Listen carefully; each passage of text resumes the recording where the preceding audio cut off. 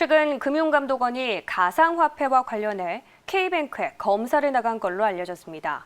가상화폐 시장이 너무 과열되다 보니 고객이 이용하는 데 있어 보안은 제대로 이뤄졌는지 모니터링을 하기 위한 걸로 보이는데요.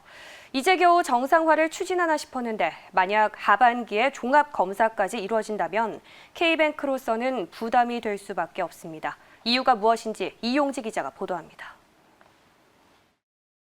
K뱅크는 금융감독원으로부터 시장 점검 차원의 검사를 받고 있다고 밝히고 있지만 시장은 이번 금감원의 K뱅크 검사 배경에 관심이 모아지고 있습니다. 최근 비트코인 등 가상화폐에 대한 관심이 뜨거워지면서 개인정보가 제대로 보호되고 있는지, 또 기업 실적 등 근거가 없는 상황에서 가상화폐 시장이 너무 과열돼 있어 거래가 제대로 이루어지고 있는지 등을 들여다보는 것으로 전해지고 있습니다.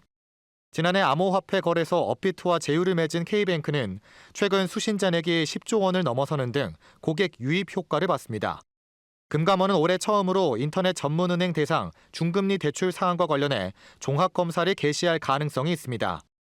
중소기업이나 이제 이런 데서 포용금융이 굉장히 중요한 이슈가 되고 있기 때문에 중금리 대출을 얼마나 하느냐, 그것이 가장 중요한 것 같아요.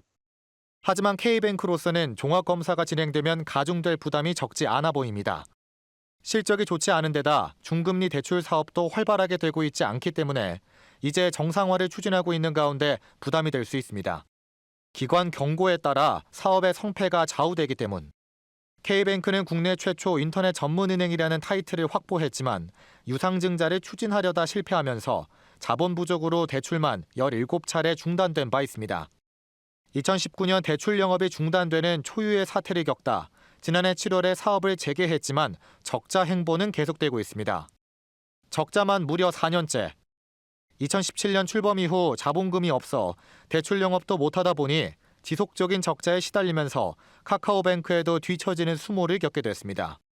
게다가 올해 1월 이문환 전 K뱅크 대표는 임기 1년 만에 돌연 사임하는 일이 벌어지기도 했습니다.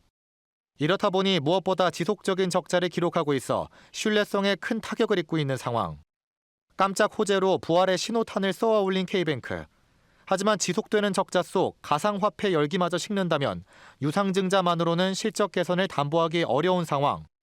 금융당국의 시선마저 인터넷 은행을 향하기 시작한 가운데 KT의 아픈 손가락 K뱅크가 돌파구를 찾을 수 있을지 주목됩니다.